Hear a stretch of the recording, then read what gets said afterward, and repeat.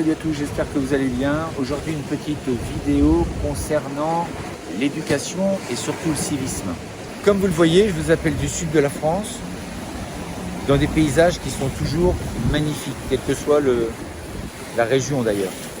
Il y a quelque chose qui me frappe très régulièrement et aujourd'hui j'avais envie d'en parler parce que ça devient vraiment incroyable. Le matin je vous ferai une vidéo, je rajouterai une vidéo parce que là il est un peu plus tard.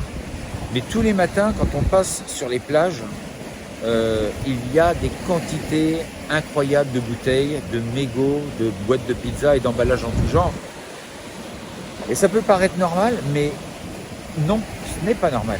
Vous voyez, là par exemple, je suis en train de marcher.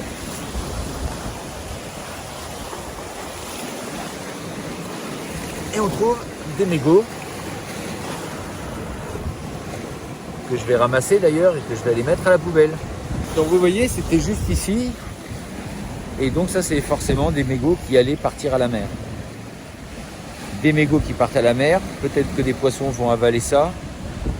Et puis après, eh bien, on dira, oh là là, les pauvres poissons.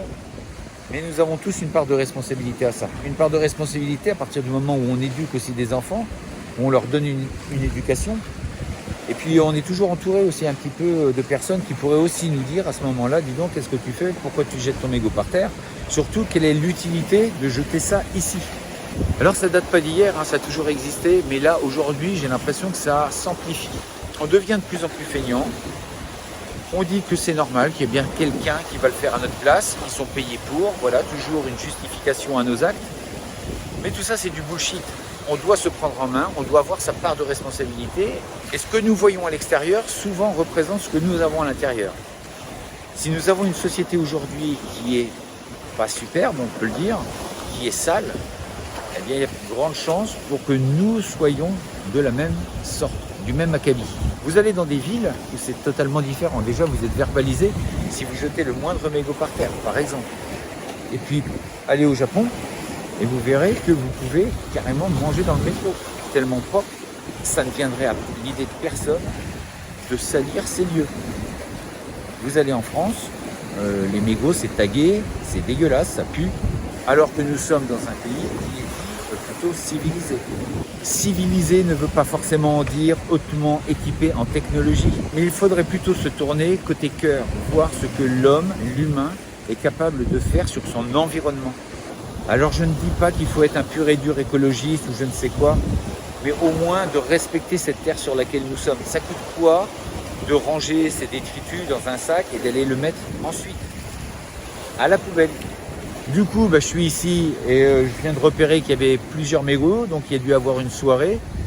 Et les gens ont trouvé rien de plus utile que de laisser leurs mégots sur place, près de la mer, et ça devient franchement insupportable.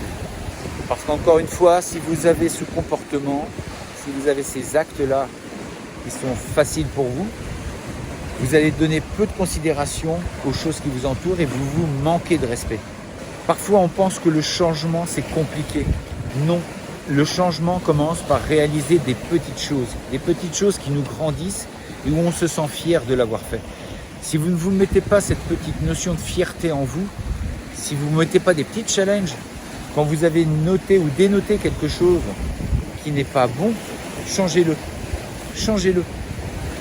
Et ne vous donnez pas d'excuses pour le faire, parce que ça, vous allez en trouver. Nous devons absolument retrouver ce sentiment de bienveillance qui est en chacun de nous. Malheureusement, nous l'avons oublié, nous l'avons mis de côté pour avoir un monde axé sur la technologie, sur le désir, la consommation, sur l'envie, sur la compétition, toujours vouloir gagner sur l'autre. Nous devons changer beaucoup de choses, de paramètres qui sont inscrits et que nous a enseignés, on nous a programmés. Il faut le vouloir et il faut se donner un petit peu de mal pour changer. Dernière petite chose, par exemple dans les arts martiaux, la notion de propreté était importante. Le tout n'était pas de bien pratiquer, d'être présent, de ne jamais être absent, d'avoir une certaine rigueur, une assiduité. À la fin des cours, généralement, il était demandé aux plus anciens de nettoyer le dojo afin que celui-ci reste toujours propre. On devait donc nettoyer le parquet ou le tatami, mais également les ustensiles, les armes et surtout les cadres où reposaient les photos des maîtres. parce qu'il était hors de question pour eux que ça soit sale. La tenue également devait être toujours impeccable. Donc cette rigueur, nous devons aussi la retrouver. Et dans les enseignements martiaux, généralement, c'est enseigné également. Alors on ne va pas y passer des heures, mais à travers la codification, à travers le règlement intérieur, il y aura toujours des petites notions de ce niveau. À l'époque, je vous parle de ça d'un temps que les moins de 20 ans ne peuvent pas connaître. Nous, on devait se laver les pieds si on avait passé toute la journée dans des chaussures enfermées. Donc, il fallait se laver les pieds, nettoyer le dojo et venir avec une tenue propre. Pas des choses qui paraissent tellement évidentes.